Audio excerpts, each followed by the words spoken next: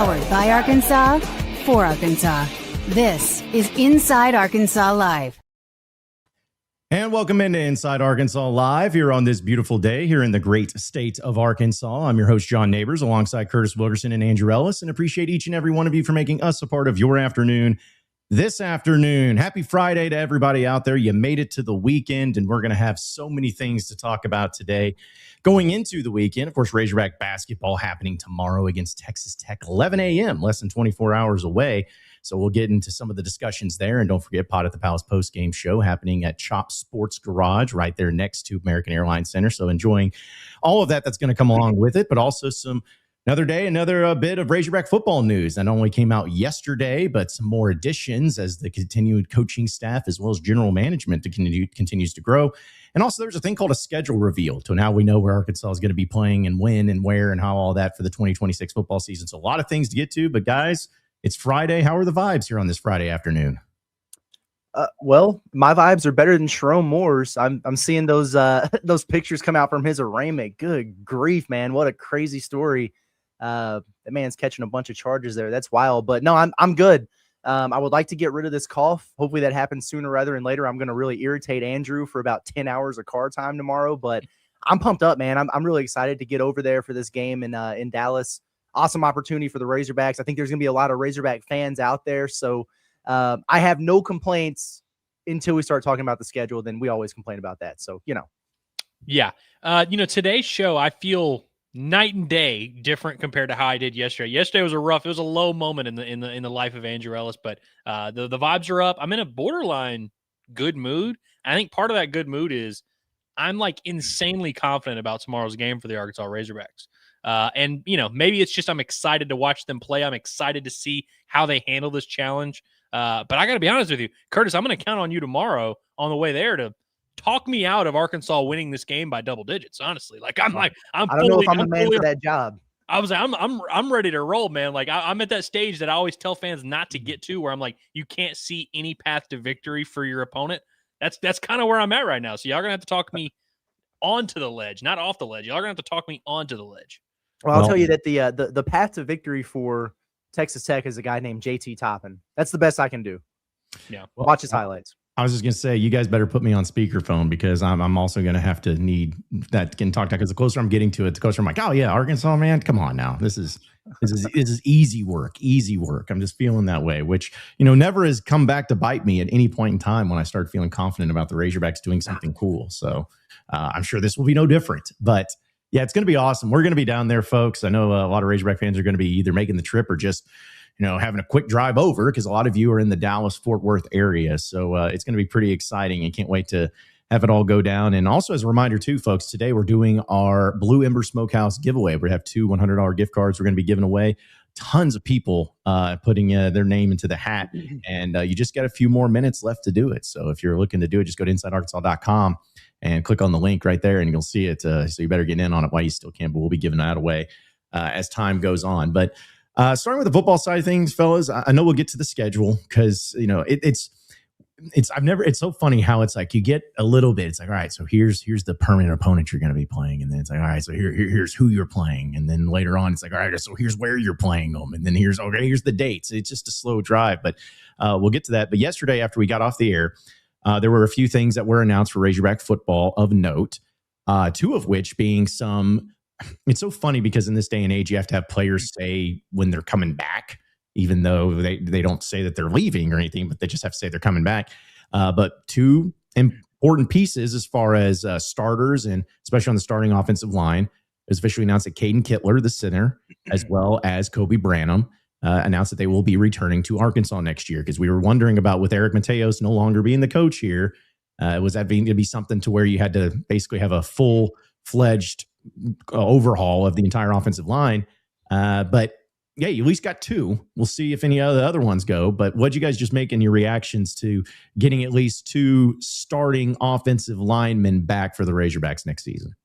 Well, I'm just going to read this real quick, and then I'm turning off my Twitter. Brandon Marcello on this Sharon Moore thing. Sharon Moore picked up butter knives and kitchen scissors and threatened his own life and said he was going to make her watch, per courtroom proceedings. This is one of the craziest things I've ever seen. I've now turned it off because I'm going to be distracted by it. What in the heck is going on over there, man? Sheesh. The offensive lineman for Arkansas, this is big. Okay. It really is because, when Shaq McCrory hit the portal, we were like, all right, well, he's one of those core guys that you really want to keep around. Now you've got 2 starters that are returning back for you. Kobe Branham is a guy who, playing as a redshirt freshman as much as he did, he just seems like one that could be really, really good for the Razorbacks, taking a step forward. And he was good, like, what was he, all freshman or whatever, voted by somebody yesterday. So that's awesome. Kittler, I feel about him about the way I felt about Addison Nichols. I think he's better than Addison Nichols, but I think he's just a fine SEC center. Not great, certainly not a liability, but could be better with another year under his belt. So having those 2 guys back, I think, is going to be really important. There's still several more that you would like to hear some announcements from, and I think you can really start putting this thing together. But I keep going back to what Andrew was saying, about all these guys who are in the portal. It's like you don't want to create more work for yourselves because you've already got plenty to do. Having 2 starters back on an offensive line that was improved and was solid, all things considered, for a 2-10 football team, I'm good with it, man. Glad those guys are coming back, and shout out to Kittler for the way he announced. I'm an MF Razorback. I do like that. Last offseason, Arkansas, I would say, almost got lucky.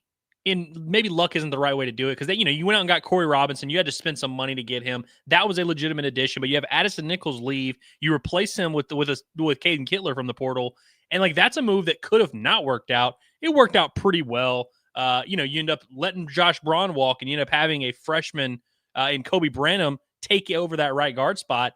And that went well for Arkansas as well. And so I think going into this offseason, I was like, listen, that was cool. And I know that some people can rebuild their offensive lines through the portal, but I really did not want to see Arkansas have 5 new starters on the offensive line, have to completely reset everything. And that was a big part of when we were talking about Eric Mateos and would they retain him and all that.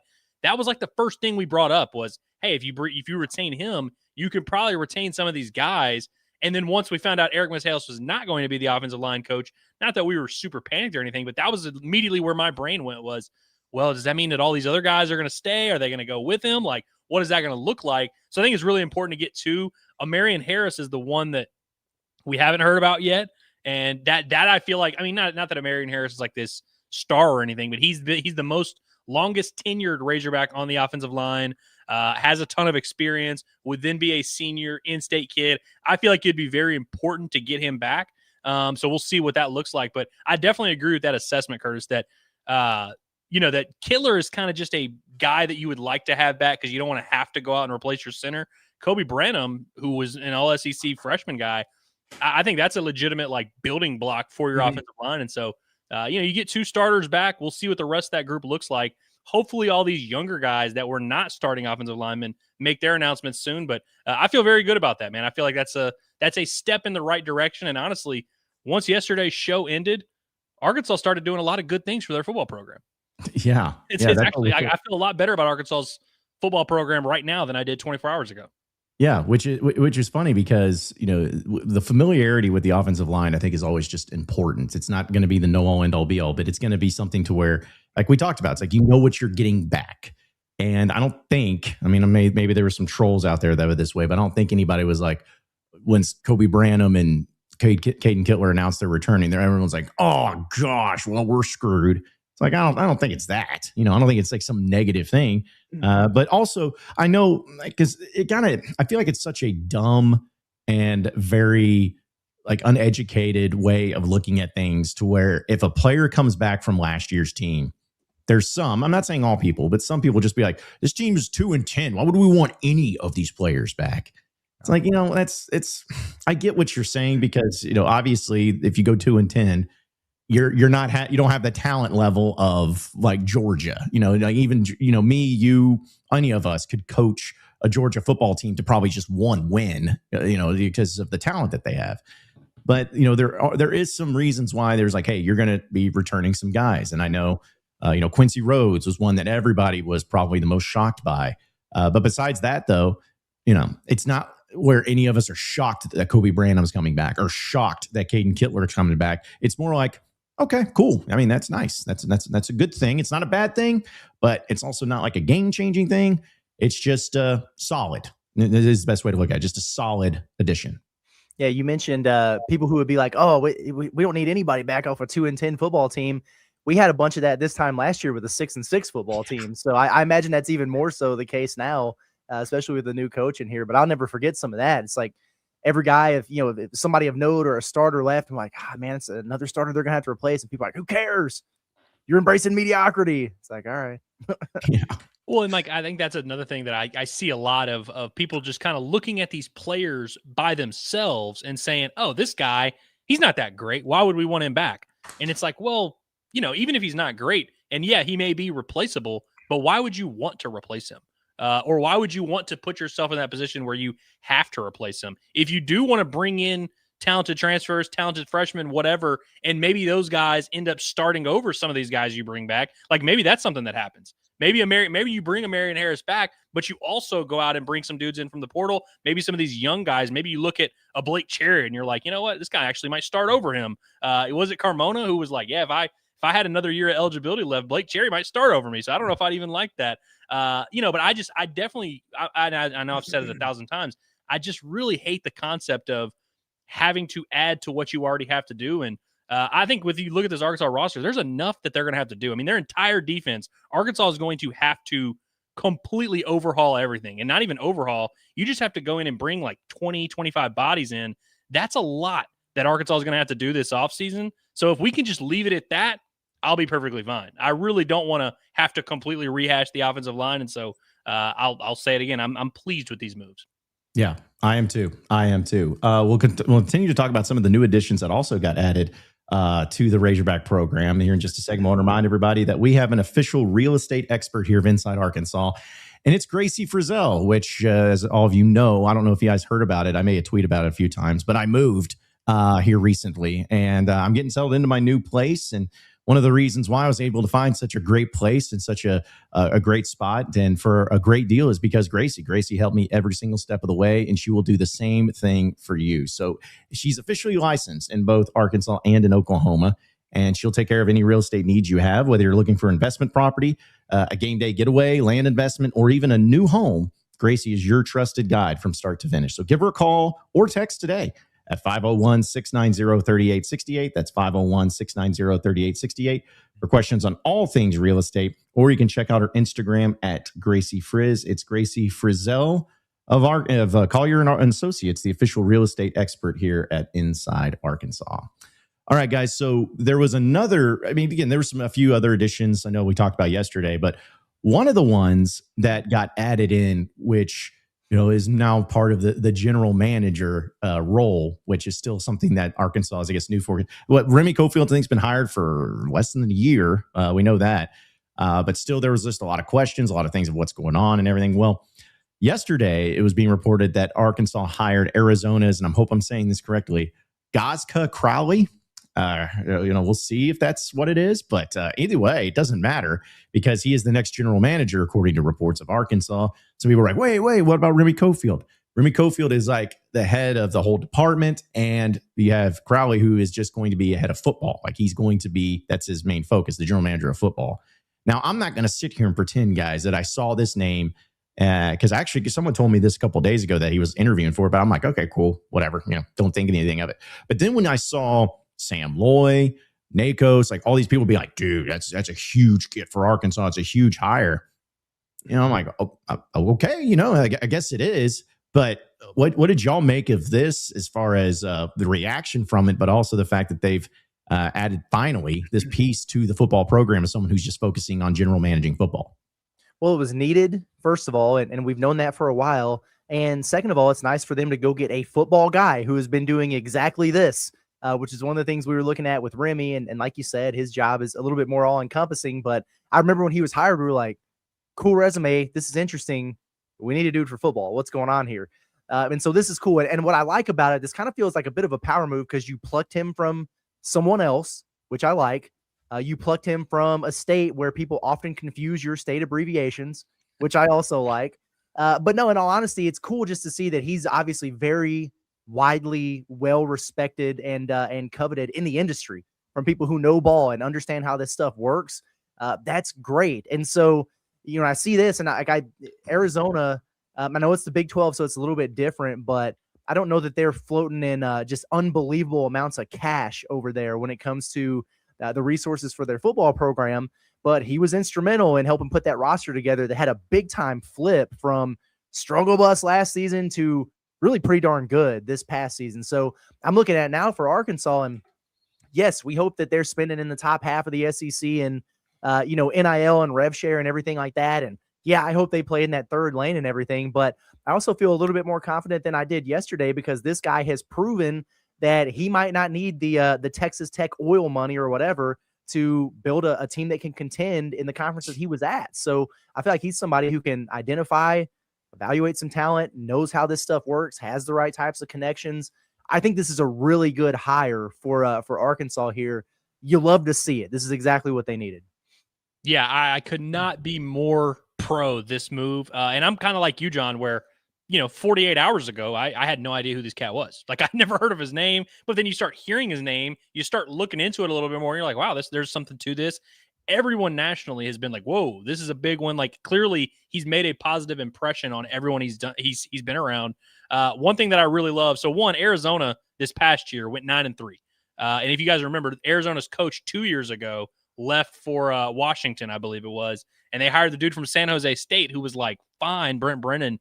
The fact that they went 9-3 this year is pretty impressive to me. Like, and I didn't watch a ton of their games, but that tells me that program, maybe it was just 1 year, maybe it was a fluke, but they got a lot of bang for their buck. They had a lot of evaluations that went well. They got the most possible out of their resources, which is the goal of every GM. And so, he doesn't have a super long resume, but that's something I really like. And he was also, by the way, worked with Barry Odom at Purdue or at UNLV, helped build up UNLV, and they obviously, had a lot of success there. Won a conference title, was one of the better group of 5 teams in the country. I also like that he one of his jobs he had out of college was for a company that does analysis and scouting and helps football teams do stuff like that. And so we've talked about it all the time, man. We need a head of scouting. We need a real GM that can crunch the numbers. We need someone that can, assess a budget. We need a guy that can evaluate players and all that. This guy seems like he checks all those boxes. He's basically, but my understanding is he's basically Jonah Hill's character from Moneyball. That's pretty much what I have in my brain. That's who this guy is. And I'm very on board. Well, it's funny because you brought up his high quality experience that he had. It was XOS Digital, which is also known as Catapult. Now, this is kind of just me being a nerd, but like that stood out to me because XOS Digital. If you've ever, you can ask our guy War Machine about this. If you've ever tried to post highlights from like ESPN and stuff on YouTube, many times you'll get hit with a counter copywriting from XOS, not from Disney and ESPN. It's from XOS Digital, because they have rights to so many different collegiate, from the digital perspective, collegiate highlights and everything, because of the analysis, because of the film studies, because of all those things that they have. They own the rights to so many of these things. So yeah, to be somebody who's involved in that and kind of like the forward thinking and the digital marketing of it all, I think is a great move. But this is where it's, because I'm with you. It's like anytime you get a assistant coach or GM or whoever, there's some people they'll say, oh, great hire, no matter who it is. But when you have a pretty good amount of people who wouldn't care any other way, like Sam Loy, I always bring him up. But it's like, I haven't read or heard about Sam Loy. He's a great guy from 24/7 Sports and everything. But when he says, hey, this is big, it's like, it gives a little bit of more credence to it. But I guess the question I'm going to have is, say, just a what if scenario, say if Arkansas does have a fantastic transfer portal or anything like that. It's like, what is the amount of credit that's going to be kind of divulged here and distributed out to the coaching staff, to Silverfield, to them, but also to the GM, but also to maybe like, hey, you're with the money and all that. It's like you're just kind of spreading it out. Not to say that they're going to care because they're going to get their paychecks no matter what, but it just makes me wonder if Arkansas has like an insanely awesome class. Is everyone going to be like, man, I'm glad we got our guy Goska out here, man. If it wasn't for him, we wouldn't be this way. Like, I just wonder, like, where are the fans going to point to and say, hey, this is why we're doing so well right now. I don't even care. I just hope that we get to make that decision and choose for ourselves, man. That would be awesome. I think that I guess it could go all around. Like, you have to have the money, but there are teams out there who have the money. I mean, look at Florida State and how much they spent on the portal the last couple of years, and it's just bombed out on them because maybe they didn't have the right people making decisions or whatever, or maybe the coach couldn't motivate them or coach them up or whatever. So yeah, it is kind of a group effort there with all those guys. So it is going to be interesting to see kind of how that looks. I will say another thing that I like about this dude is, and no disrespect, because obviously, I mean, Silverfield's grown on us a ton, but we remember that day when it was announced that he was coming to Arkansas, and a lot of Memphis media members were like, thank you, Arkansas, like you bailed us out here. And even like, Robert's coming over from Florida, and you see, some folks over there from Florida that were like, okay, cool. Like see you, whatever. With this dude, I immediately saw folks from Arizona who cover the athletic programs over there going, ouch. Like, dang, that sucks. I mean, SEC, great opportunity for him. Wish him the best, but man, that's a loss for Arizona. That's what I love to hear. Like, you legitimately went out and poached someone who was coveted, and you're bringing him into your program. So to go with the national folks who know who this dude is and respect his work, the local people who have, maybe interacted with him or even more, innately aware of what's going on over there. Like, dang, man, this is a tough one. He's going to be hard to replace. Yeah, I definitely agree with the sentiment that, like, I don't care who gets the credit, because you know what they don't do in Athens? You know what Georgia fans are not doing? They're not sitting there saying, well, are we having all this success because of Kirby Smart, or is it because of our athletic director? Is it because of the players? Is it because of the NI? It's like they're just having success and they don't care. And I hope that we can one day get to that point. But I do think this is a very interesting conversation, because anytime we talk about success or portal or Arkansas changing their standing in the SEC, we always talk about the money side of it. And the money is obviously a very big deal. Like, I don't want to dismiss that and be like, oh, it doesn't matter if Arkansas doesn't drastically improve their financial standing. And that's been a big part of the conversation. There's a lot of Razorback fans who, as portal season is about to come up, they are not excited because they think, well, we know we didn't take a huge jump financially. So how the hell are we going to take a huge jump in actual talent and in actually building out our roster? But there are so many variables that go into this. And while money is maybe the most important one, it's not everything, man. And I just keep thinking back to last year when you had Sam Pittman coming off of hip surgery. The morale inside that room, the program, and just the state overall was at an all-time low. We can, we can guess and use our imaginations as to how locked in this coaching staff was, considering that half of them were fired 7 months later. I don't know if necessarily Arkansas was putting their best foot forward. And then, of course, the finances are what they are. But if you guys remember, we've heard reports from Pete Nakos that maybe Arkansas's financial situation last year wasn't that bad. And so it's like there's a lot of factors that go into it. And I'm not saying, hey, overnight this year it's going to be night and day better, but the money will be what it is. But I do actually this time know, hey, Arkansas's got a staff of guys who are very motivated.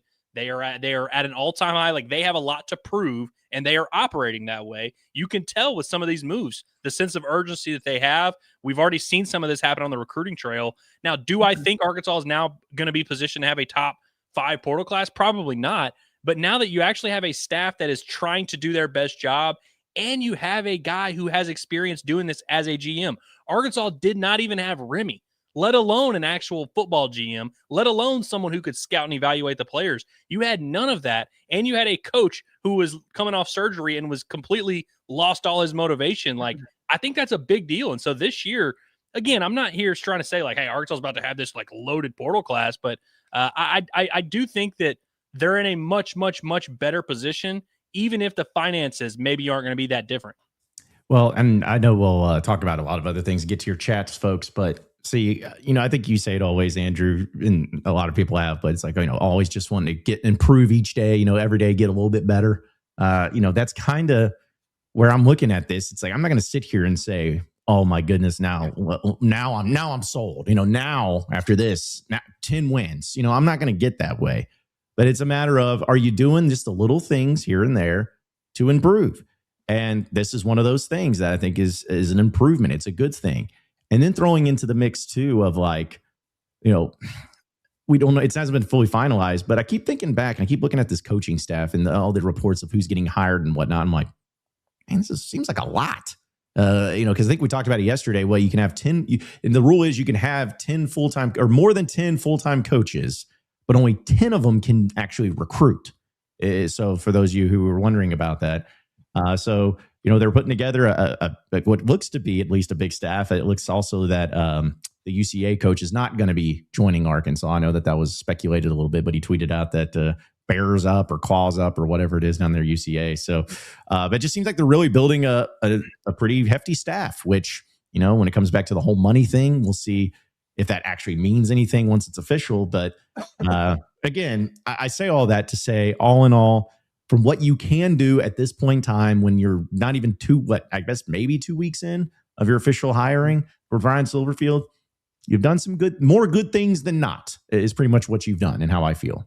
Yeah, and if they go out and get somebody with some cachet at defensive line coach, I'll probably be looking at this and being like, man, yeah, it's a pretty damn nice job. Right now, I'm looking at it going, this is pretty solid. And it's, me and Andrew were talking about this, I think right before you joined yesterday, John, as they were getting your internet hooked up and everything.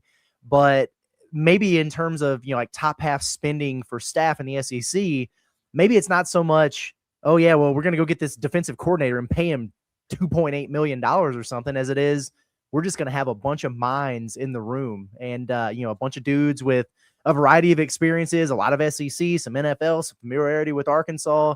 And, we're just going to have more resources at our disposal. Just like with this guy who's coming in now for the GM role. Well, yeah, I mean, Remy's still there. And yes, Silverfield is bringing his GM over from Memphis. Now he might be in a little bit of a different role, but it's just more minds in the room and more people that can help you accomplish what you're trying to accomplish. And, with Arkansas, where their spending was so low from that standpoint, the last several years there, just having more bodies, more experiences, fresh ideas. I think that's exactly what you need when you're in a point of as a program where it's like, okay, we need a culture change. We need a clean slate. And this is exactly what they're doing. So I'm really excited about it, man. Out with the old guard, in with the new. Let's do this. Yeah, I wish I had the numbers right now to back up what I'm saying, but I remember last year seeing a graphic and it had every SEC team and it showed how many just employees they have, whether that be support staff, assistant coaches, whatever. And I remember seeing Ole Miss had like more than double what Arkansas had. Ole Miss had a director of analytics. They had a director of scouting. They had a director of nutrition. They had they had all these guys, and I don't know how much they were all making, but I just know that they had more than double the amount of football employees that Arkansas had. And that always blew my mind. And I get it, and I'm sure some of those guys were completely useless, but it's like, I just feel like if you're competing at this high level, you need to be like turning every possible stone. And in a nutshell, that's what this is. Like, in college sports, there's not one clear path to success, like the way that Georgia is going to have success, the way that Ole Miss is going to have success, the way that Florida is going to have success, it might not all be the same. And it's going to look a little bit different for Arkansas. Like the idea, and we always get into this weird mindset of like, we see a team do something well. Like it's like a copycat thing. You remember when the Warriors started winning titles, then everyone was like, let's just get a bunch of 3-point shooters. Let's just get the greatest shooter of all time. And it's like, you kind of see someone else do it and you're like, I could do that. Let's just try and do what they're doing. But in reality, there's like all these different ways. And that's what makes college football so cool. You have these teams running the option. You have these teams running West Coast styles. You have these teams with different coordinators. And so it's like, listen, you don't have to have this one specific way to do it. But like you said, get all these minds in a room and let's find wins in every possible way we can, whether that be a transfer portal guy that we're going to identify and target, whether that be, just a different positioning of personnel that we're going to do. Maybe we're going to bring in a certain type of player at a different position. Like, I don't know what it's going to look like, but I do love the idea of just getting as many like-minded, motivated, smart individuals in a room together, and let's figure this thing out. Yeah, well, by the way, I know we'll get into some other things too, but I just want to bring up, if this doesn't just say scream football guy, I don't know who what does. Man. Hell yes. I'm telling you, that is Jonah Hill from Moneyball right there. That's him.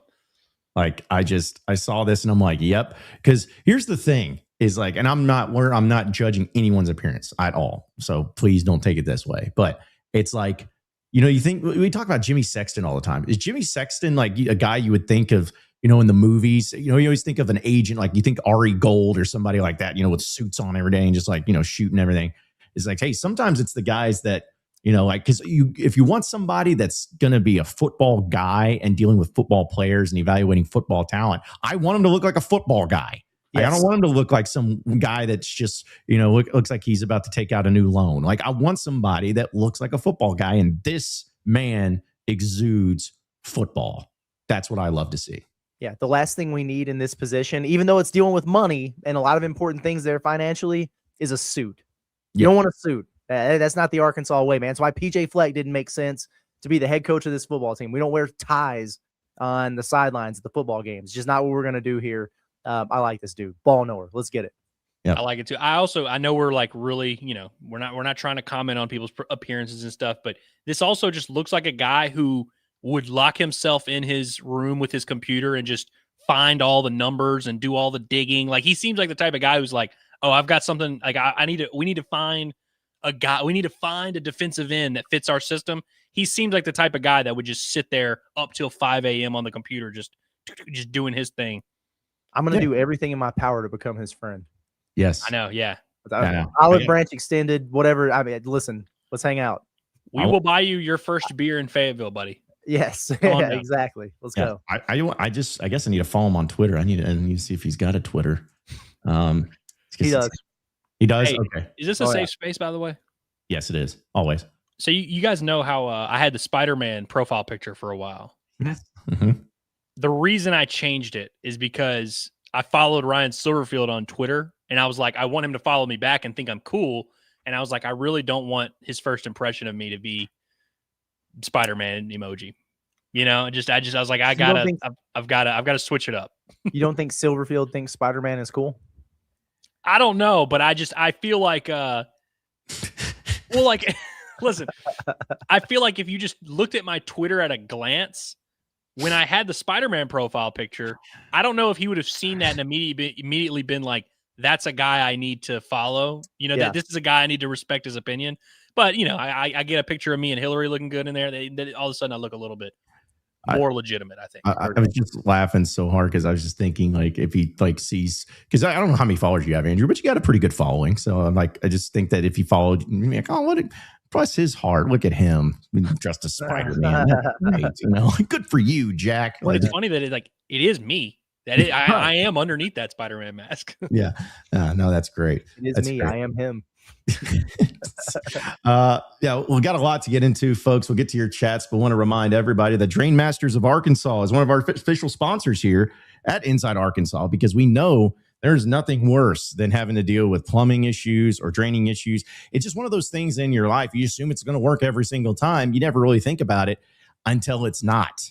Until suddenly every shower that you're taking, no matter how much Drano you pour down the sink, you're doing it in standing water. There's nothing worse than that. It could be at your home. It could be at your office, no matter what it is. We'll have Drain Masters of Arkansas help you out because, as it says in their company name, they are the masters at it. They're ready to handle all plumbing and drain cleaning needs with professional and reliable service. So to request a service, you can give them a call today at 479-646-5585.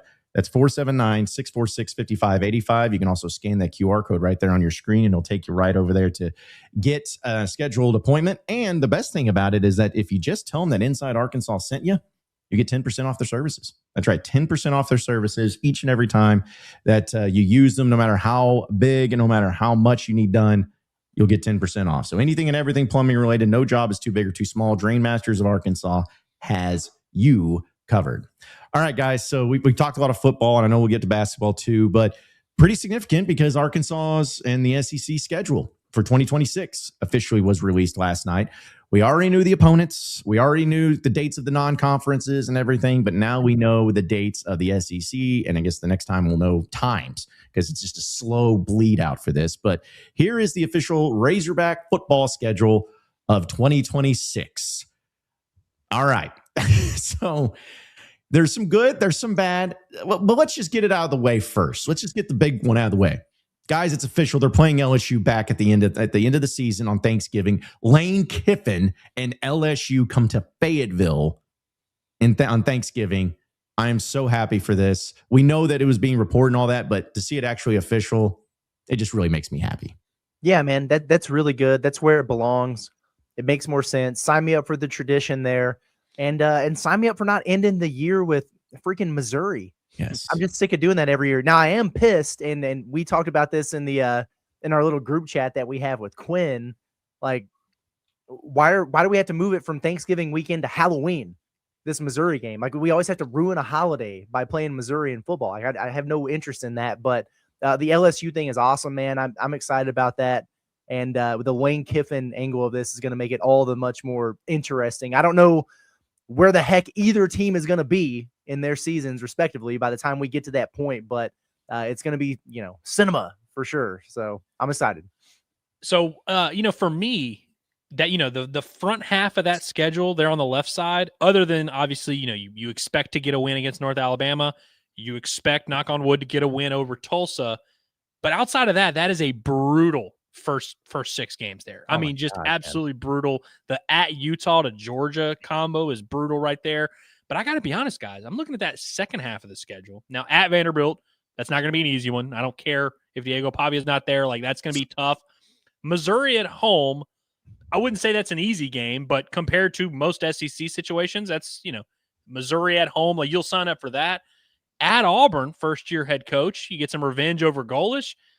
I don't think that's a crazy hard game. I think South Carolina at home is fairly easy, relatively speaking. At Texas is what it is. LSU versus Lane Kiffin at home. Now, who the hell knows what Arkansas will be looking like right there, but I always like playing teams like Ole Miss, or teams that have a very pass happy, spread you out type of scheme in later in the year. Like, y'all remember that time? I guess it was 2022 when Ole Miss came to Fayetteville and Arkansas just boat raced them. It was Jackson's Dart, and they just completely dominated them. Teams like Ole Miss, or like LSU under Lane Kiffin, always better in warm weather. So I like playing Lane Kiffin later in the year if I'm making any sense at all. I hope I am. I say all this to say Arkansas is going to take some lumps early in the season. They're going to get their ass whipped a few times. As long as they are continuing to make strides and getting better and better throughout the year, I think it actually does shape up to where Arkansas should have a chance to have some winnable games down the stretch. And regardless of what they do in the first 6, I think if you're able to maybe win that Missouri game, win that South Carolina game, stay competitive in some of those other games, we might end up having a 4-8, 5-7 year, but I could see us at the end of it being like, hey, we're on the right track, if that makes sense. Yeah, no, I see it that way too. Because that was the first thing because there's a lot of uniqueness about this schedule compared to previous ones for Arkansas. Because here's the deal. We have not seen a game at the end of the season that ends in Fayetteville be exciting or highly attended or anything. And this has been one of the arguments in the great stadium debate of saying, oh, well, you should have moved the Missouri game down to Little Rock because of all that. But it's like, in 2012 was the first year that Arkansas played LSU, not in Little Rock and in Fayetteville. And that was the John L. Smith year. So there really wasn't any greatness to that. In 2014, you played Missouri on the road. That's when it all started, when you started having to play Missouri there. But then in 15, you had Missouri at home, which was one of the few times you beat Missouri. No one was there because the weather was so trash. 2017, you were terrible. 2019, you were terrible. 2021, you beat Missouri at home, and it was probably the most attended game. 2023. The point is like we've just yet to see it, and I feel like, and I'm hoping, I know we'll see what the roster looks like. But if Arkansas is like a 5-16, and they need that LSU game to get into a bowl game, and there's been some good stuff, and it's Lane Kiffin and LSU, I think that'll be we'll maybe finally get to see that. So it just hasn't happened very often, and I'm really hopeful that there's going to be a great crowd there. But how about your welcome to SEC moment? Here you go, Ryan. Here you go, Coach. I was like, because when was the last time Arkansas opened SEC play at home? Like, it just seems like it's never happened. And then not only that, but in September, it's not in October, it's in September. And hey, we get all this. And then suddenly, Georgia. That's your first game. Good luck to you, my man, coming off against Utah. That's brutal. That's a brutal start. Well, they hear the fan base pissing and moaning about starting on the road every year, so they're like, fine.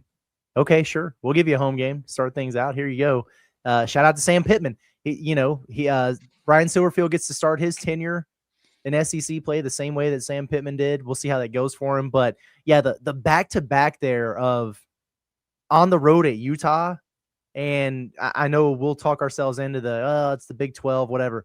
Going on the road and playing them is going to be a beast in the second week of the season. Having to turn around and get Georgia is not fun. And then having to do both of those things and then go over and play Tulsa. And listen, I get it, but that's one of those hey, you better not screw this one up in year one type of games. So this is a tough schedule at A&M and then Tennessee before you get a bye week there. That's man, oh man, that's a lot going on there. Yeah, that's a tough one. You know what I do like is that from October 10th to October 31st, there are no home games. So it's a 21-day stretch without a home game. That I feel like is like the smallest gap there's ever been, because there's been multiple years over the last 5 years where Arkansas would go 4+ weeks without a home game. I like that there's a home game every couple weeks. Like it just seems like this is the most evenly distributed the home games have been. And it's nice to not have to go play in Arlington or not have to go play in Little Rock or whatever. But everyone in the fan base, John, you said it. Arkansas is going to be 5-6 going into that LSU game, and they'll have to beat Lane Kiffin to go to a bowl game. Let's just mentally lock in. That's what the task is. That's where we're headed for, and be prepared. Yeah, I'm with you. Well, I'll also say this too, because you know how everybody's going to get, guys, and everybody's going to get hyped up for football. We're going to start giving our predictions, and you're going to have people saying, I think Arkansas goes 9-3 this year. I mean, it's just going to happen. But I'm telling you, if they'll beat North Alabama. If they found a way to go on the road and beat Utah, which is a huge win. I'm not saying that would happen. That game against Georgia, I'm not saying Arkansas would win, but just the atmosphere and the crowd leading up to it because of the new coach, because of having a good win, that could be a really great atmosphere that I can't wait to watch. It's going to be at 11 a.m. So just saying. You reckon Arkansas will get College game day down there for that one? Yeah. Oh yeah. I can't wait to have the whole thing the week before. But hey, if Arkansas beats Utah, you think we'll get game day? It's going to happen. Is it fair to say that Arkansas kind of has to beat Utah to go to a bowl? Feels that way. Yeah. Like a little bit. And by the way, Utah's one of those teams that the difference between road and home is one of the biggest in college football. Their home field atmosphere is great. And if you look at Utah over the last 20 years, they've been one of the best teams in college football at home, and they're like one of the worst on the road. So it's like, if that game were in Fayetteville, I would be like, not confident they would win, but I'd be like, oh crap, that's a super winnable game. It being on the road in week 2, that is just, that's going to be a tall task. I'm just saying, Arkansas is undefeated in the state of Utah as a football program. Okay. Yeah. So let's just, the last time they had a home and home with a Utah based team, the road team won both games. That's true. That's every Arkansas home and home. I felt like over the past, Texas Tech was the same way when they lost that one. It's it just never seems to be very well at home. But hey, by the way, real quick, did y'all see that there might be legislation passed to prevent Ole Miss players from transferring to LSU? There's something in Mississippi where they're people are trying to get in the way and be like, no, we're trying to set a thing where they cannot transfer to LSU. I'm sure it won't work.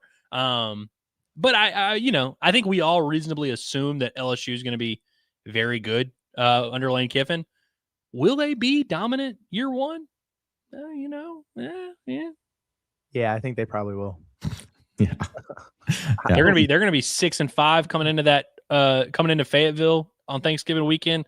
Arkansas will be 5-6. It'll be a shootout, man. It'll be great. It won't happen this way, but if Lane Kiffin's 6-5 heading into that game, they should fire him.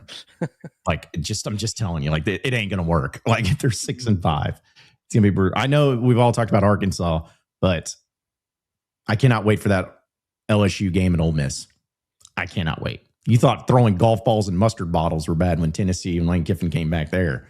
Can imagine the type of things that Ole Miss fans are going to have ready for them. So, but part of your Alumni Hall question of the day here, presented by our friends over at Alumni Hall. It's the ultimate Razorback shopping experience. You can check it out all when it comes to all of your Christmas gifts, because that's going to be coming up here soon. So you need to get on it. And if you haven't done your Christmas shopping yet, but you want some high-end, some high-quality apparel when it comes to having that Razorback logo on it, there's no better place than Alumni Hall. They have everything online. If you go to insidearkansas.com/Alumni Hall, you'll be able to see Johnny O, Peter Millar, Southern Tide, Columbia, each and everything, not only with the classic Razorback logo, but they also have the vintage logos like the slobber hog, like the hog running through the A, the hog leaning on the A. They truly have it all, and it is absolutely awesome. And we love and appreciate their partnership with us because it's so much fun. It's the best way. And we're going to be there a week from today, folks. A week from today, we're going to be live from Alumni Hall. there in Fayetteville. So be sure to check it out at insidearkansas.com/alumni hall. It's Alumni Hall, your ultimate Razorback shopping experience. This is one of those poll questions I just asked because I knew the answer to it, but I just wanted to make sure. Which one, as I worded it in a very really good grammatical way, which 2026 Razorback football unique, new, random, been a long time since we played them game are you most excited about? Is it at Utah, at Vandy, South Carolina home, or LSU on Thanksgiving weekend? 70% said Thanksgiving weekend against LSU. So, but I'm excited for Vandy too. I haven't been Arkansas has not played at Vanderbilt since 2011. So it's been a minute. It's been a long time. It might be worth a road trip. I think so. Because I know that me and my buddies were going to Salt Lake because we enjoyed our time in Provo, and I think we're going to Nashville. But I want to go to Texas because I was supposed to go this past year and didn't because the team stinks. But maybe this year will be a little bit different. Well, let's hope. All right, so we'll get to your chats here, bit folks too. We'll also again, if you're wondering about the giveaway for Blue Ember, that's going to be at the end of the show. We're going to be doing the giveaway, so just hang tight with us. We'll be doing the giveaway, but. As we know, again, Razorback basketball tomorrow against Texas Tech, 11 a.m. Exciting times, especially. I know there's just a lot of football going on, but this is going to be a great one. And I actually looked it up, guys. This could be completely wrong. And this is just my rigorous research. I looked up I like seeing, how you go to SeatGeek or whatever, and you can see the arena setup of where tickets available and everything. So far from those, there is a lot more available on the Texas Tech side of the arena than on the Arkansas side of the arena. And the tickets on the Arkansas side of the arena are priced a little bit more at a premium. So based on that logical deduction, it looks like our Razorback fans are going to have a really good showing down there in Dallas tomorrow. I like it. I hope so. It was kind of interesting. Carter Knox was talking about that yesterday in his interview about how he felt like last year in Dallas, the Razorback fans really showed up and showed out, and that they need that energy. And we know there's going to be a strong contingent down there. But I was also listening to Grant McCaslin, Texas Tech's coach, and they played in Fort Worth last weekend. And he was like, man, he's like, it was like a home game for us against LSU. And it just changes the momentum of everything. And we expect that to be the case again this weekend. I'm like, I don't know about that one for you, buddy. I'm not saying that the Texas Tech fans aren't going to travel, but I think best case scenario they can hope for is that this being a true neutral site type of environment. But there's going to be a lot of Razorback fans there for this one. It's going to be a ton of fun. Well, I know you guys talked about last year's game against Baylor and how it wasn't like a dominant Arkansas crowd or anything like that. It is worth noting, Baylor is infinitely closer to Dallas than Texas Tech. It's actually kind of crazy. Yeah. There's nothing that Lubbock is close to.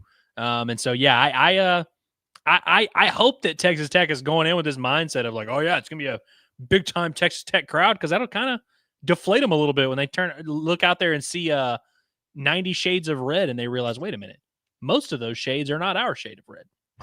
Yeah.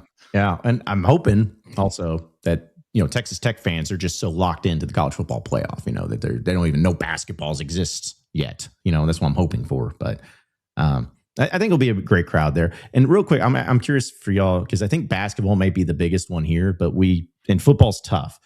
But playing in Dallas is a very common thing for all the major sports at Arkansas. We know Arkansas football did it for years. Basketball has done it a few more times. Baseball does it every year. Playing Arlington is not to say that there has to be a game outside the state of Arkansas or whatever, but if there was a city that, you would look at it and be like, hey, what would be the one that would make the most sense? You get the most fans there or whatever. Most often it has to be Dallas, right? That makes the most sense. Yeah, I think so. Okay. Mm-hmm. Yeah. I think so. Yeah. Cause I like playing down there. I guess it's the only thing is in basketball, you're not in Arlington. It's the only major sport that's not in Arlington yet. But I can't. And what's sad, Curtis, is I don't even remember the American Airlines Center is nice. I know it is because it's an NBA arena, but I don't remember anything about it. Yeah, it's pretty cool. Yeah. I remember it. I remember that we were in the lower level and we were at the media tables there, and we turned around our camera setup. We set it up to where it was facing the floor. You remember that? Yeah. But the problem was we couldn't see the comments and everything. I was trying to hold the mic and my laptop at the same time. We were trying to scroll through it. That was back in the beginning days, of our operation, but that was a good time. We've come a long way. We have. Yeah. Yeah. Because technical issues never happen to us anymore. So it's fine. It's fine. All right, let's get to your chats, folks. Speaking of basketball, super chats always get read first. Appreciate it. Chris says, if Brazil has a good game, we should win. I think as long as everyone else does their job, especially Acuff. Acuff's got a huge matchup there with Christian Anderson for Texas Tech. I mean, that's two potential All-American type of guards there. That's going to be huge. I mean, you need Brazil to play well for sure if you're Arkansas. And I don't know if Toppin's going to be guarding him. He probably will. So if he can get him in foul trouble, that'd be good. My thought process is, if TB is a guy that can, even if Toppin has a big game, but if TB does too, to kind of balance that out, then that puts you in a pretty good spot there. But Trevin's critical to what Arkansas does, man. I thought it was notable that, Kenny Payne said on the coach's show, he was sitting in for Cal the other day, and he was like, hey, we had these guys come for pro day, and we have, scouts at the games and everything. We've had multiple NBA guys tell us that Trevin is the key to this team being great because he can just do things out there that other people can't. And if he's able to unlock that, then Arkansas can go to a completely different level. So he has been, I would say, about as advertised this year. I mean, he was talked up throughout the course of the offseason, and he's putting up some pretty good numbers, the best of his career so far. But I still think there's another gear that he can get to, and this will be a good game for him to do that. I think with Trevin, compared to every other player on the roster, I think with Trevin, there is a stronger correlation to him having success and Arkansas winning. Obviously, if anyone, like if Darius Acuff plays well, that's good for Arkansas. If Billy Richmond plays well, that's good for Arkansas. I can't really think of a time in Trevin's entire career, honestly, where he played really well and it didn't directly correlate to Arkansas having a great team performance, other than maybe that Creighton game where they didn't win. They ended up losing a shootout. But it's like, I mean, even in his worst year as a collegiate athlete, his best game of the year was against Duke, the only big game Arkansas won that whole year. I just feel like when Trevin's good, it's really hard for this team to be bad. Not that that's, it works for everyone, but it's like, it's very possible for Darius Acuff to have a great game and the rest of the team to not play well. I don't really know if that works with Trevin. I think when Trevin plays well, it kind of does completely change everything. Well, I did think it was interesting because I don't know if you guys had a chance to check out the Bet SARACEN prop plays for the game yet. But I was thinking about Trevin Brazil, and I'll tell you this, and Bet SARACEN, they do a great job with their props and odds and all that. Trevin Brazil does not have any long shot odds. Like, in fact, it's very heavy in the favorites. Like, for instance, at minus 275, if you wanted it, Trevin Brazil over 17.5 points plus rebounds combined. Like, that's like right off the jump, minus 275. But also at minus 115, Trevin Brazil over 11.5 points scored and over 6.5 rebounds. And then Trevin Brazil over 44.5 field goal percentage and over 29.5 3-point percentage at plus 115. So I'm saying all that is like, looks like from at least the props and everything, they're thinking Trevin Brazil could have a huge game in this, all things considered. I like that, man. I like the way that sounds. And yeah, it's going to be fascinating to see because when with like Texas Tech's starting lineup, my guess is going to be that JT Toppin is guarding Trevin. So you really need Trevin to be in attack mode there, like bounce it on him and let's see what happens if we can get him in a little foul trouble. But Texas Tech's best offensive lineup, they will bring in the kid Watts off the bench, who's like their Darion Williams replacement, but he's like 6'5" and kind of a thicker body dude. So Trevin's going to have, 6 inches of height and the big length advantage there. So it could be interesting, man. And especially if you think about the way these two teams play, Arkansas, second in the country in fast break points, Texas Tech, because they don't have a lot of depth, they're very deliberate, man. Like they come down, they run their half court stuff. They want to play a slower pace. If Arkansas is able to get up and down the floor, you get some lobs out there to Trevin, he could show out. Which is one of the reasons why it's probably not going to happen. But at plus 750, Darius Acuff over 2.5 steals and over 6.5 free throws attempted. I'm like, man, because I think he gets some steals and they have to foul, as he's going to the line, if I feel great about the free throws. Yeah. So I'm like, at plus 750, I'll dabble in it a little bit. Why not? This is good. Yeah, I checked this morning, and I think they were just starting to put them in, and there was only like 7 of them on there. And I was like, oh, I can't do anything with this just yet. So, well, if you want the longest shot, Isaiah Sealy, over 49.5 field goal percentage and over 33.5 3-point percentage at plus 850. So, if you think he's going to really come in, 1 for 2. You done with it? Yeah. I mean, literally, just 2 threes, make one of them, you're good. He hasn't made a 3 yet, has he? I don't think I don't know so. if he has or not. Maybe against a bum or something. I just remember him missing one and then Cal roasting him for it in the post game. Yes. Yeah. Shooting threes. Yeah, that's right. Some more super chats. Really appreciate it, folks. Bill Pennington says, why the hell are we playing Texas on the road 2 years in a row? For the same reason you're playing Missouri at home 2 years in a row. It's just it's kind of how the schedule set up. They reset the schedule, and they do this all the time. Like whenever Texas A&M and Missouri entered the league, they start a new, the schedules are always on a rotation. And, that rotation plays out for however long. Now that you're going to a 9-game schedule, they are now this is the beginning of a new schedule rotation. So last year has nothing to do with this year. That's right. John Pigman just says Missouri fans so sad their Super Bowl is done. Yeah, sure they are. It just moved. Yeah. Is it like it's not that it had a lot of pomp and circumstances, it is, but it's definitely going to be weirdly different having them in the middle of the year, right? Like, yeah. Well, we can only hope. Yeah, no kidding. I can't get over the Halloween aspect of this. I'm just irritated in advance. I love Halloween. I don't want to work on that day. We will. But this has just got Eli Drinkwitz's stupid costume stuff written all over it. Just here's how the best. It's not going to completely counter everything, but the best way to counter it, honestly, make that one an 11 a.m. game. Do that one 11 a.m. Yes. Yep. 1,000. Like just make that, which probably means it's going to be the only night game Arkansas gets in Fayetteville. So just we never get our way. It would never get our way. PHF Bomb Hog says way too early record prediction schedule breakdown. No, to me, there's no point.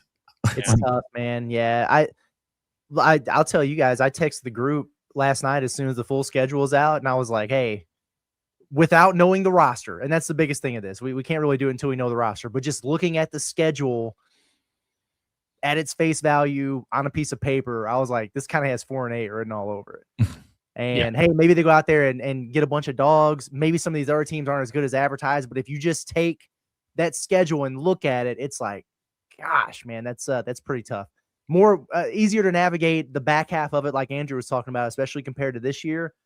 But we don't know what those teams are going to look like. We don't know what Arkansas is going to look like. But the start for sure, we know is going to be tricky for the Hogs. I mean, maybe I shouldn't be saying something like this since we are a sports talk show, but like we could do that conversation right now. It would be completely useless. Because I mean, you think about it, like we do schedule predictions and breakdowns in August, right before the season starts, when we have as much possible information. We get to know the entire roster of every team. We get to know the entire coaching staff of every team. We know the health of all these players. We kind of know. We get to read all the preseason quotes. That's the most possible information we have. And usually, once we get into October, we start looking at the schedule again and say, oh, wow, this game that we thought was going to be really tough, turns out it's not going to be tough at all. Oh, this game that we thought was going to be a cakewalk, oh, wow, that team. And so it's like, even when we do it in August, it's kind of useless.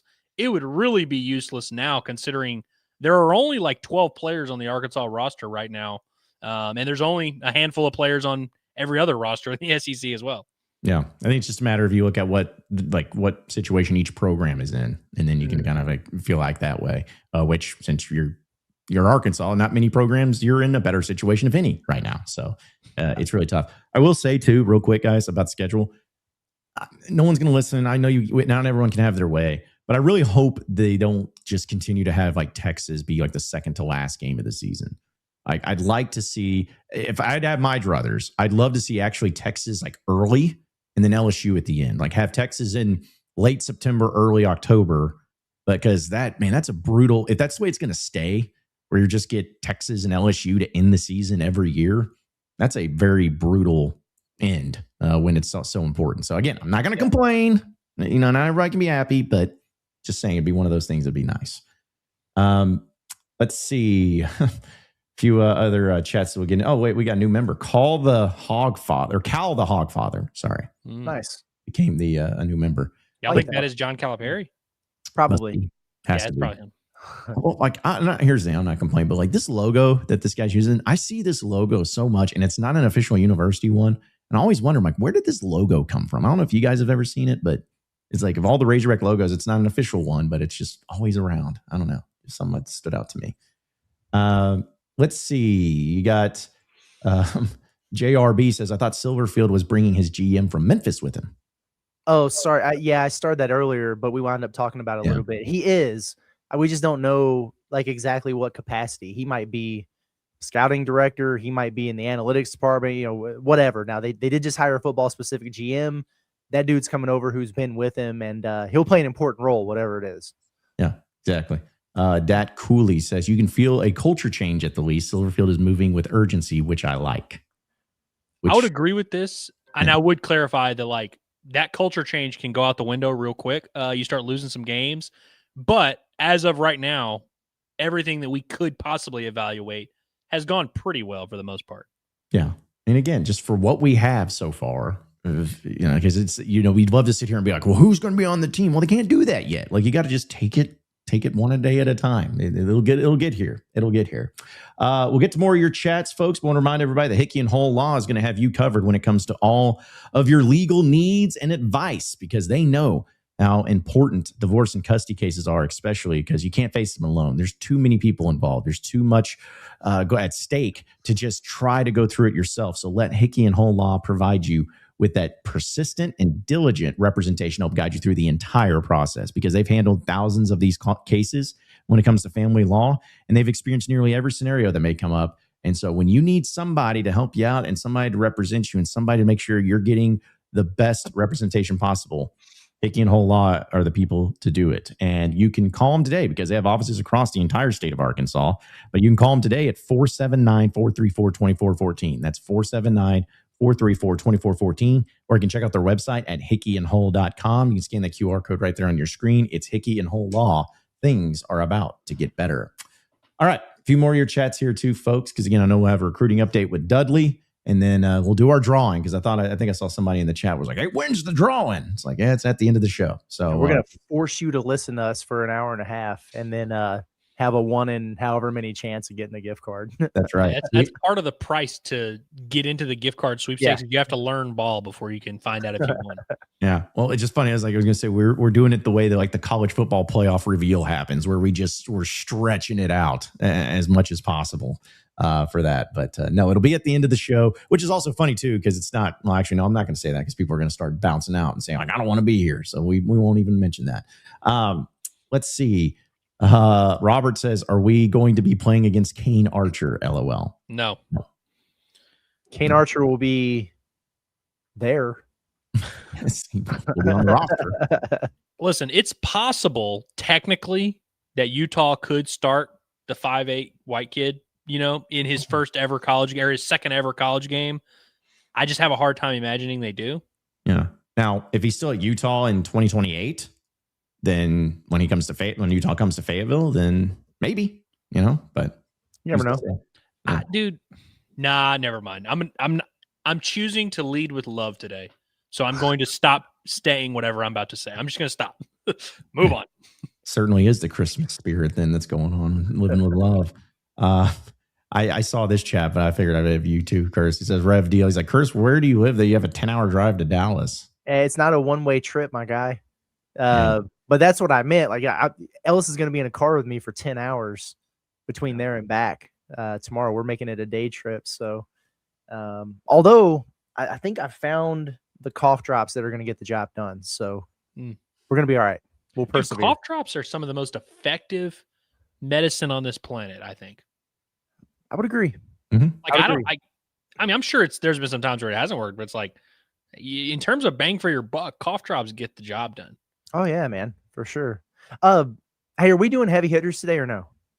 I didn't know if this was a heavy hitter day. It's not, but we can give you a heavy hitter if you'd like. I just want to share something with you guys real quick. Okay. These right here. Oh wow. Have you guys had the honey barbecue flavor twist? Everybody knows about those. I've definitely had the honey barbecue. I've not had the queso. Boys, the queso might be the best chip I've ever eaten. Wow. Phenomenal. Phenomenal. I'm going to get you a bag, Andrew, when we're on the road tomorrow. Pinned in the tummy, but yeah, we're going to I'm going to have to get you guys to experience that. Phenomenal chip. It just deserves a shout out. Yeah, hopefully this time tomorrow I will be back to, eating whatever I want and not caring about the repercussions. Right now, I'm a little scared. Yeah. Oh, because what is the one? It's the chili queso or chili cheese ones. Fritos. Our chili cheese are good. The Our chili cheese and honey barbecue are the two Yeah. like the best Yeah. ones. I do Yeah. like the chili cheese Fritos. So yeah, I'll have to give them a shot then. May have to Good, when I man. drive down there later today. I may have to stop by and get me some. So I'll circle. But better than those Pringles I had that one time. Those were disgusting. Or like Miller Lite Pringles. or Yeah, something. they were Miller Lite beer chicken Pringles. I'm like, I don't know why I even thought that those would be decent. But Pringles got a little bold for a while there, where they Yeah. started making all these weird flavors, like pizza flavored. You're like, okay, relax. yeah, it's like, let's settle down here. Let's see. Jose says, do we get Bear Billboard McWhorter back? Oh, I saw that he's Yeah. dipping out on whatever the hell's going on in Ann Arbor, I guess. Yeah. I mean, which by the way, speaking of that real quick, because I know we'll get back to the chats and everything. But this is a real thing, a real picture. Oh my gosh. Crazy, bro. Insane. Sharon Moore in court in a jail cell with dude, 3 days ago, this was man, head coach of Michigan, all good. And then now we're sitting here watching him on Zoom in a courtroom where he's threatening with butter knives. It's like, what in the heck just happened? It's giving Chris Beard vibes, but this is way deeper than that even. And that was bad, obviously, but man, this whole thing is crazy. And yeah, I lied because I did not get my Twitter off of my screen, but I've been looking at these updates of all this stuff going on. It's just like, what the hell happened here? I guess Monday the dude was up at the podium and he did the press conference for the Citrus Bowl or whatever bowl they're in. And then it's like 48 hours later, fired. 49 hours later, arrested. Today, getting arraigned and hit with the charges. Like, holy crap, man. Now, here's the question. Embrace debate. What is a funnier visual? This or Petrino up at the press conference with a neck brace? Neck brace. Because I feel like both of these are going to live on forever. I would agree because the neck brace doesn't make you feel sad. It kind of does make you laugh. This one does make you feel sad. Yeah. Yeah. The neck brace with him kind of and his face is all messed up and he still has his Sugar Bowl hat on with his hoodie. And then he's kind of got the little smirk behind all the injuries. It's like, yeah, that'll be iconic, man. It'll be iconic. So, yeah, I guess, it'll still be around. People are still going to be wearing, because here's the thing is I have a Christmas sweater with that and I'm probably going to wear it again with the bobbies. It's just called Road Hogs on it. And it's got him with his brace on it and everything. So I'm probably going to be wearing it this Christmas, just to let you know. A few more here. We'll have your recruiting update and everything too. David just says Daniel Shee to on 3. Can we confirm? Yeah, I think Danny Shee's going to be doing some stuff for them. Oh, okay. I thought it was. Oh, okay. See, that shows you how much I know because I was like, oh, that must be the national thing. I was like, hey, good for you, Daniel Shee. You and Nate are getting it done. That's awesome. Yeah. That's awesome. Let's see. B. Walter, our guy Brett. Says Michigan State tougher than Texas Tech? ? Yeah. Well, in just a pure yes toughness, and no. Yeah, pure toughness, maybe not. But they're more talented than Michigan State. But then you're not playing them in their arena. There's just different factors for both of these games there. I feel like if Arkansas played Michigan State today on a neutral, I'd feel really confident in their ability to win that game. But I feel pretty good about their chances to win against Texas Tech. I just feel like Texas Tech, they've got a lot of high upside. I mean, they've got 2 All-Americans on their roster, and there's not many teams that can say that, but that's it. They have a lesser margin for error than Arkansas does, in my opinion. Yeah. Also, sorry, I missed this super chat from Hey Smitty. He says, y'all see Gruden's take on fixing the college football playoffs? I did not. I did not. I'm sorry. Yeah, I don't know what he said. 0 for 3. Sorry. Yeah. But I'm sure we'll hear about it if that's the case. Hayden just says, don't think on 3 could afford Daniel Shee. That's true. It's true. Yeah. To keep building that there. Nobody can afford Daniel Shee, man. No, can't at this point. Quinn, super chat, appreciate it. He said, call mental health issues and it's not funny. I don't know if there was something going on in the chat or if it was something referring to what we said, but yeah. I guess because I said which is a funnier visual, Sharon Moore at the arraignment or Bobby Petrino. Yeah, I mean, listen, mental health issues obviously are not funny, and the situation is a very serious one that is not funny. But the meme ability of Bobby Petrino's situation, that's also not a funny situation, but him sitting up there in the neck brace, that is kind of funny. And as you were pointing out, like the concept of like Monday you're doing a press conference for this, and then Friday you're sitting there in cuffs on the thing, like it's pretty crazy, man. It's a wild turn of events, you know. Yeah. And because Semi brought it up the other day too, and I forgot about it. Like, remember the Juwan Howard stuff? Now they're doing good in basketball. About that. Yeah, but it's like, man, Michigan's had some crazy stuff going on off the court and off the field when all that happened too. So yeah.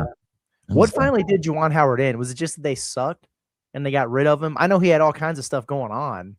Yeah, they never really were that great under him. And so I wonder if I don't remember if he got fired just because they were. I just remember he put his hands on that assistant from Wisconsin or wherever it was. It's like, whoa. Yeah. I mean, he made the Elite Eight one year and then made the Sweet 16. It just kind of went downhill from there. And then, he was, there were some issues that were going on there, but either way. All right. So a few more here. We'll get your recruiting update. Then we'll get more chats and then we'll do our giveaway because I know everyone's really excited to get to that point as well. Let's see. I already answered that one. Where was the one that I was thinking that? Seth. Shout out to our guy Seth. Says, joining live from the great state of Arkansas for the first time today. Graduation tomorrow. So I was going to ask, does this mean you were like remotely graduating and now you're coming in person in Arkansas to graduate? Or I don't know, Seth. I was just asked, but that's awesome. Congrats. For graduating. That's very cool. Yeah. So congrats on that.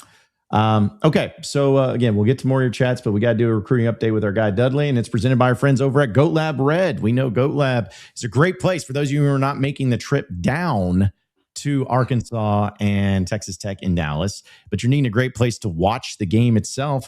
Well, watch it at Goat Lab Red. Their new location, 1214 North Garland Avenue. It's an awesome spot because not only can you get some of the great signature brews like Razorback and Tusk Light, but you can also get their signature burgers. But their best thing that they ever have going on when it comes to Razorback games are the progressive wings. That's right. The more points that Arkansas scores, the cheaper the wings get throughout the game until they're free. That's right. It's not something like, oh, well, we'll limit them, and then once it gets to a certain price, then we'll just stop. No. They become free. You have to play by the rules. You have to get there beforehand. You got to order the wings and all of that. And our guy Bill always breaks it down for everybody. But it's an awesome spot. So if you want to have a great place with all the TVs, great beers, and then of course the progressive wings, check out your new game day tradition for all Razorback sports. It's Goat Lab Red at 1214 North Garland Avenue. And again, you can check them out not only for those events, but also, hey, you can check them out for watching Inside Arkansas Live as they play us each and every day at noon for lunchtime. So without further ado, let's go hear from our guy Dudley Dawson with today's Inside Arkansas recruiting update. Covering recruiting and the transfer portal for the Razorbacks. This is Inside Arkansas Recruiting with Dudley Dawson. Welcome into the Inside Arkansas Recruiting Podcast presented by Goat Lab Brewery. I'm your host, Dudley Dawson. And if you've watched this show, any of you know that I bang the drum on offering Arkansas kids early and often. And Arkansas did that. New head coach Ryan Silverfield offered Bryant, ninth grader, a wide receiver named Quentin Sykes Jr., 6'2", 210. He becomes the first in-state prospect to receive an offer from Silverfield while he is the head coach at Arkansas. He got that offer on Tuesday when Coach Silverfield sent a text to Quad Sanders, Bryant's very successful head coach, who then showed it to Sykes. Kid that in ninth grade football this year had 29 catches for 557 yards and 11 touchdowns, as well as 11 rushes for 119 yards and 2 touchdowns. So very talented young man. Arkansas got on him early, and that's certainly something that, they need to do. Look forward to continuing to watch his progress as the years go along, as well as all the other young football players that Arkansas will be offering as it goes down this way. Obviously, first order of business right now is getting all the staff in here and watching tape for the transfer portal. But you're going to be turning your attention to 2027s in Arkansas really quick. All right, that was Dudley Dawson with our Inside Arkansas recruiting update presented by Goat Lab Red here on Inside Arkansas. Really appreciate him. And I know, again, the transfer portal, once it opens up in January, is going to be a wild time, but a fun time to see all the players that get added into the mix and everything too, which I have notifications turned on. I'm starting to turn to Curtis, I feel like, for all these different people to see if anybody else enters into the portal. And so far, where it happens, which knows, guys, as soon as we get off the air officially, it's like you're going to have like 5 Razorback players, entering into the portal. So, but also too, real quick, yesterday when Silverfield tweeted out that thing in the morning, was like, "Hey, Razorback fans, I'm hoping he's setting the precedent that means just a lot of stuff's going to happen. So that way, if he does it again, I'm like, all right." So if you tweet out Razorback fans or whatever, it means that it's going to be a crazy or an insane day. As I was going to say, is he stealing your bit? Kind of. Yeah, he might have to, but instead of just tweeting out a random stock photo of the Razorback Stadium and being like, "Hey, fans, see ya." Dude, he should keep that same photo and then like get to the point where he just tweets out that photo. And it's like you just kind of know, oh crap, something happened there. A lot of coaches do that, where they'll like have like the specific tweet or the emoji or whatever, and it's kind of signal for, hey, we're about to get a big commit or whatever. I hope Silverfield is just stock Razorback football stadium photo. I'm hoping he just does it like was it John Rothstein, of just every day is a gift. Just tweeting out the stay hungry, stay humble. Just do it with the Razorback Stadium each and every time. Just have your intern schedule it out and do that. Heartbroken Hog says, "I'm expecting a top 10 class just because we need 30 plus players." Yeah, no, this isn't crazy to think. It kind of depends on some sites. Like 24/7 Sports, their criteria is a little bit different. And then on threes, like you'll get wide discrepancies. Arkansas should have one of the better classes, maybe not top 10, but like just for that alone, like you said, the quantity is going to come into play a little bit. But to be fair, there are also a lot of teams in that position that are also going to be flipping their entire rosters. So we'll see how it all plays out. And that was one of the things I was wondering about, like if it's with like just the amount of coaching changes that's gone on. We talk about how madness and chaotic it is, which it has been for the most part and pretty much ever. I wonder if that also will equate to the transfer portal being one of the most insane, crazy things ever. Because I'm telling you right now, people are firing up those phones, getting after those Michigan players right now. Mm-hmm. I mean, just ASAP, trying to blow them up. So it could potentially be that. Am I correct in thinking that on threes, the way they do their ranking is it's based on incoming and outgoing, to where like if you have 10 players that leave and 12 players that come in, they like weight both of those things, and that's how their ranking is. So that's another thing where it's like that could actually help Arkansas, because they're not going to have a crazy amount of talented players exiting, I wouldn't think. Mm-hmm. So if you get just all the guys you get, that should help. That's what got them last year. Yeah, because they were I think it wound up top 25 at 24/7 just in terms of who they were bringing in. But then at on three, it's like, well, you also lost 40 guys and half your starters, and so they were like 60th in that one or something. So I like that one better in terms of just the balance of what's going out versus what's coming in. Yeah, because I saw looking it up. Yeah, Arkansas was 58th this past year in the on three transfer portal rankings. Because I was trying to see if this is the best one Arkansas's ever had. I was seeing where they ranked. They were 39th the year before in 2024. And then in 2023, they were 7th. How crazy is that? They were 7th in the transfer portal rankings between everybody. And they added 19 players into that one. And then 2022, which was the very first year that they did it, Arkansas was ranked 9th. So they got off to a really good start in the transfer portal. Just it's almost like the team just started going downhill a little bit. Something to that. Yeah. But hopefully the rankings end up being pretty good here. Let's see. Also, Pooh Bear the Prophet says, I want Spider-Man Ellis for baseball GM. Yeah. I like that. I appreciate that, Pooh Bear. Yeah, that is my goal of my life. I saw your tweet. So you just want to be the GM? You want to be Moneyball of Dave Van Horn's team? Yeah, I want to be Jonah Hill. I know I was giving old boy credit for being Jonah Hill. I want to be Jonah Hill. No, I had this epiphany like 2 months ago that I really wanted to work inside the building, and the GM job doesn't exist yet. So sometimes you got to see something before it even literally exists. But who knows? I mean, I'm 28 years old right now. Who the hell knows what my life is going to look like when I'm 38 or 48?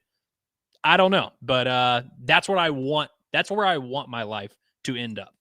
Yeah, I was gonna say, if you're gonna piss off Dave Van Horn, like I guess the Jonah Hill didn't directly, but like Brad Pitt's character did for what was the manager's name that they just got into it all the time because of the yeah, you and Dave getting into it. And you'd be like, hey, I traded this third baseman, and he's like, you're out of your mind.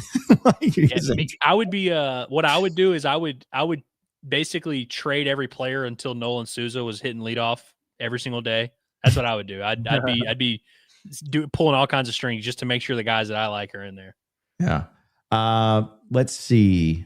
Also, a few more here too, because we'll have the drawing. Don't worry, folks. No people are pumped for that. I guess our guy Trey says, I'm currently dealing with what AE went through yesterday. So, Ooh, well, hey, I don't envy you, Trey. Yeah, man, dude, stomach problems, they're the worst. And you know, what's funny is like a lot of times, unless it's like, you know, some deeper issue, usually it's just like the little 24-hour stomach bug. And you kind of know, you're like, all right, this isn't going to last forever. But for these 24 hours, I am just going to be completely miserable. And so I'm kind of just now coming out of it. So I hope brighter days are ahead for you, Trey. Well, like I was going to, we should put the poll question of like, what's better to deal with? What Curtis has with not being able to talk and nasally and coughing stuff, or just stomach issues? Like, you know, like. Oh, I'll take what I've got going on over the stomach stuff for sure. Yeah. It's like, I feel like the stomach issues, you can't do much of anything. You can't leave your house. Like you can kind of just get away with it everywhere else. But yeah, it's not fun for either one, but it is that time of year. That's why I hate winter. I hate cold weather. Like if it wasn't for Christmas, everyone would hate winter. There's nothing redeeming about it. So everyone's just sick. You know, you got static electricity all the time. Anytime you touch a doorknob, it sucks. Heartbroken Hog, appreciate the super chat. He goes, Ellis, thoughts on the new Star Wars games announced last night at the Game Awards. Also, the trailer Divinity is one of the sickest things I've ever seen. Yeah, so I haven't done a complete deep dive, but I did see. John, did you play the Knights of the Old Republic's game back in the day? Sure did. So apparently, the same person who made that game is now doing this this new kind of RPG solo game that I believe is like of a similar ilk. I haven't looked too deep into it. I just saw they put out like a 45-second little trailer, but it looks intriguing. I think there's also a racing game, which that was another game. They had a pod racing game. Our guy Sebulba, who was you know, if you watch the Phantom Menace, he was like minus 800 favorite to beat everyone in the Boonta Eve Classic, and then Anakin Skywalker ended up winning. But Sebulba's in the game, which I was like, I love seeing Sebulba.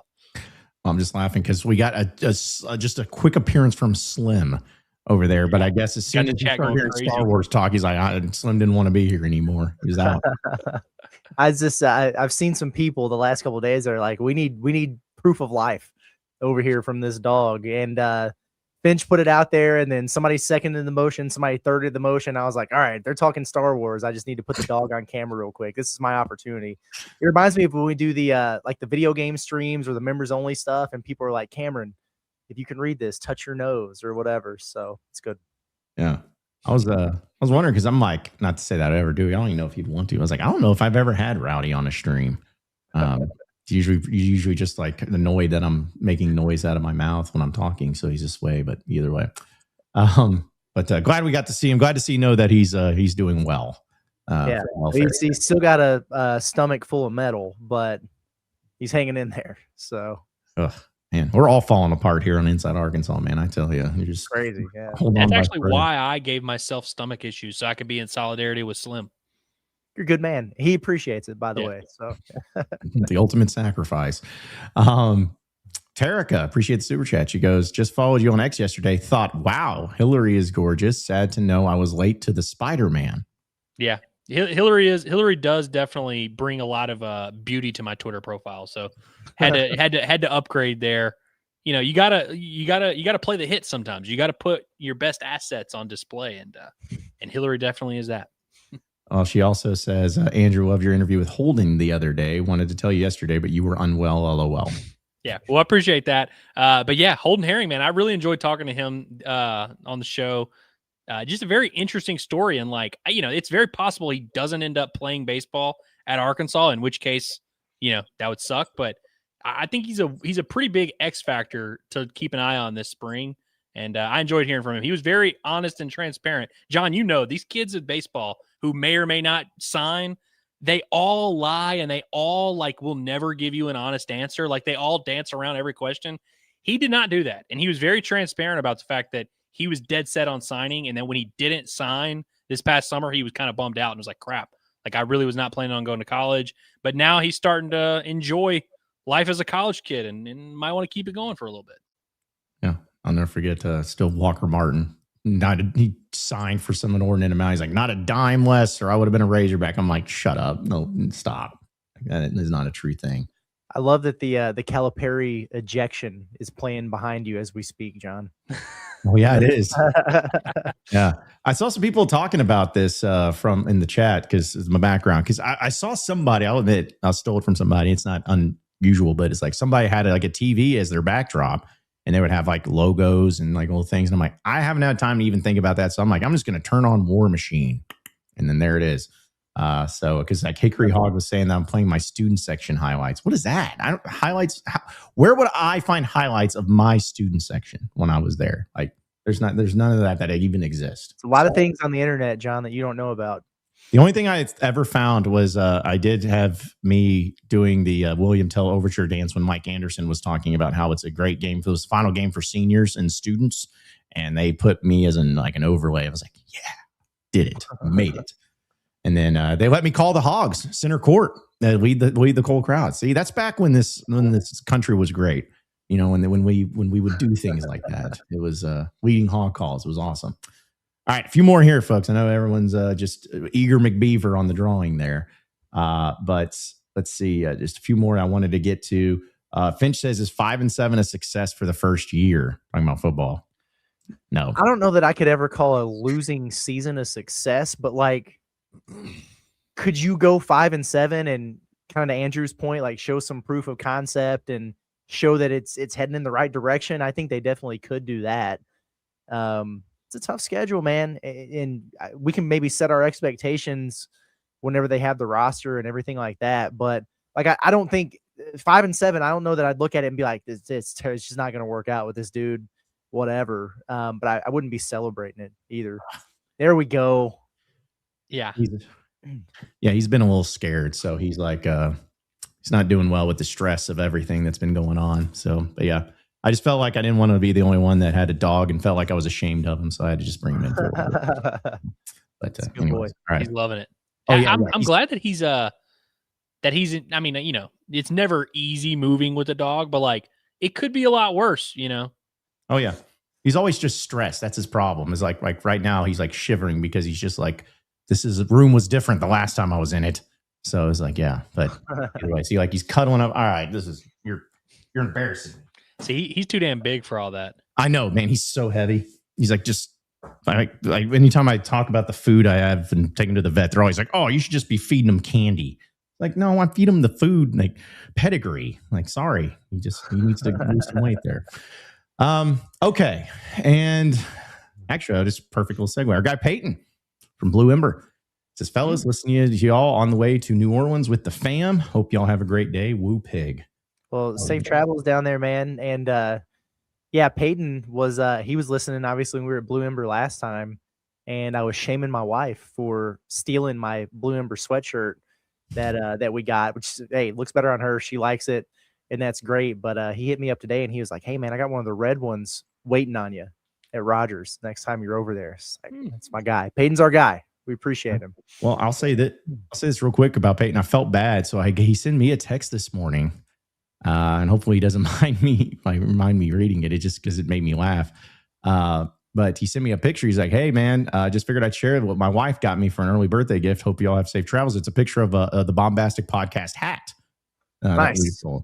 And I remember like when we first signed up with Blue Ember, that there was a particular individual that with the same last name that bought the hat, but I just didn't really put two and two together because I was like, well, maybe it's somebody else. And then it ended up being, I told him, I was like, I could have just sent you one since you don't have to pay us for it. You're a sponsor. Like we appreciate it. So, but either way, when we get our shirts in, which also, by the way, Pot at the Palace hoodies by popular demand are on pre-order. So if you'd like to we have the right Razorback red or the right red shade shirt. I know I'm going to get myself in trouble. That's available for pre-order, and Pot at the Palace hoodie. So just go to InsideArkansas.com. You can check it out. But I told him we'd send him some of that stuff whenever we get it in. I will say something about those Pot at the Palace hoodies. This ain't no cheap material, man. Those things are super comfortable. Super comfortable. I already have one. I'm probably gonna get another one. See, that's my thing. Is like we're not having some old crapperware. If you're gonna purchase something from us and have our logo on something, we don't want it to be something you put in the washer and it explodes. Like we want it to actually be something you wear and you're proud of to rock that logo. That, what was it? They were promising folks for was it Arkansas Edge? Like Nike something, and they sent them like the knockoff. Yeah, so I don't know. We're not doing that here. It's high quality stuff. I try to avoid doing this for the most part, but today I look like the last pick in the draft who got drafted by the Bombastic Podcast, where I've got like the hat shirt combo. I try to avoid going even like team stuff like Astros, Texans, Hogs. I try not to do hat shirt combo because then you do just kind of look like an assistant coach. But today, just worked out. All right. Well, here's how we're going to do this giveaway. All right. We have, I get them the right number. We have had 539 people apply. All right. I guess sign up, however you want to put it. They put your name in the drawing. All right. So we've had 539 people. So here's what we're going to do. Curtis, you're going to choose a number between 1 and 539. And Andrew, you're going to choose a number between 1 and 539. And then I'm going to explain what I'm doing after that. And that whoever that number is gets the first one. And then we'll do something fun for the second one. So give me a number, guys, between 1 and 539. 67. Guys, stop. Why? Okay. 67. I'm going to go 420, another classic. Might as well done like 69 not available. 420 69 is used to be cool. Now it's 420 67. Oh gosh. Well, no, that actually works out really nicely. So, because what I'm going to do is I'm going to subtract 67 from 420, and it comes up with 353. And the winner, who is number 353 here in the entry, is Hunter. I'm not going to give out last names, but our guy Hunter. So you are the first winner, Hunter. Congratulations. Oh, yeah, Hunter. Yeah. I mean, again, I'm sure he wouldn't mind me giving out his last name, but I always feel weird, like, Is it Hunter Ratio? Maybe. He didn't. I always leave the comments. People can leave whatever comment they want. And guys, I should share some of these comments that people leave when they're in these drawings. Pretty hilarious, some of them. It's almost like they think that if they leave a great comment, it gives them a better chance of winning. And I'm like, some of them are just hilarious. But anyway, it might be Hunter Yurchek. I was going to say, you don't think it could be the one we shall not name, right? No. Well, how about this? We'll say it's Hunter J. Hunter J. Okay. Go with that. Okay. Last name starts with a J. So, all right. Now for this next one, we're also going to have you, Curtis, choose a number between 1 and 50. And you, Andrew, choose a number between 51 and 100. Okay. 1 in 50, you said for me? 44.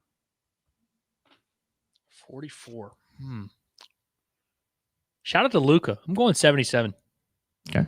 44, 77. Which also, by the way, I randomized this, everybody. So it's not like these are in numerical order. Like this is just a complete random list. So, all right. I'm just adding those two together. And 121 is the other number. 121, when you put those two together, and I know I put it on my calculator.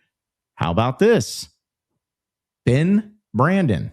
Hey, no way. We know Let's him. Go. Yep. And it wasn't rigged or anything, folks. So don't start throwing stuff around here. All right. But our guy Ben is the official winner of the second $100 gift card from Blue Ember Smokehouse. I think he's over there by Jonesboro too. So yeah.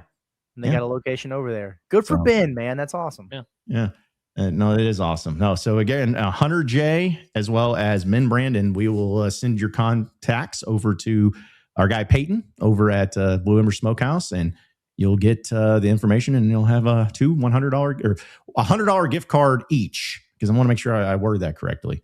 And you'll be able to enjoy some great food this holiday season over at Blue Ember, or you can get it as a gift. You know, if you're you don't have any gift ideas and you want to give it to the parents or anybody, but they got 6 great locations across the state of Arkansas. And a reminder, we're there live first Wednesday of every month.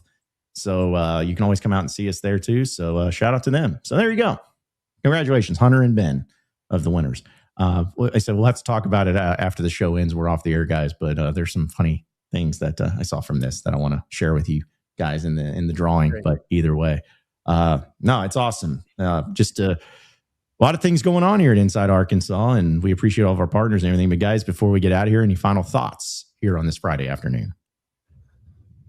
See y'all tomorrow. We're a sleep away from a big one down there in Dallas. If you're going, you see us out and about in the wild, come say hi. Don't be weird and take a picture. Don't without us knowing about it. That's all. Come hang out with us at Chop Victory Garage. Yep. Is that on Nowitzki Lane? It might be, actually. I guess I should have looked up the address. I think I was looking at, yeah. So it's on Dirt Drive down there, but it's right by the arena. So cool. Yeah, I like that. Yeah, like you said, see y'all tomorrow. If you're on the fence, if there's anybody watching right now and you're like within 10 hours of Dallas and you're like, should I go? Should I not? This is your sign to go ahead and just get that ticket. You can even get one of the cheap ones on the Texas Tech side. Go ahead and get that ticket. Pull up in Dallas. Come see us. We're going to have a great time, and it's going to be a monumental win for the Arkansas Razorbacks tomorrow. Yep. And when they win, I know I will for sure not be dramatic about it and not think too much and not look too much into it. You know, really keep it together if Arkansas gets another big win there against Texas Tech. But yeah, it's going to be awesome, folks. So be sure to come and hang out with us if you're in the area right after the game. As Curtis has said many times, it's like it won't be as soon as the final horn sounds, but it'll be pretty close to it. So that way we can get over there. But come out and see us there. We're going to, of course, have, again, the pre-orders for some of our apparel. If you get in on it now, you might be able to get in time for Christmas. So it's a great Christmas gift there, too. And be sure to subscribe to us here at Inside Arkansas for all of our great content that we have going on for football, basketball, baseball, each and everything going on. It's right here at Inside Arkansas. And that'll do it for us today. For Andrew Ellis, Curtis Wilkerson, intern Cameron, I'm John Neighbors. Same sports show, same sports channel next Monday. Have a great weekend, everybody. We'll see you at the Pod at the Palace postgame show tomorrow following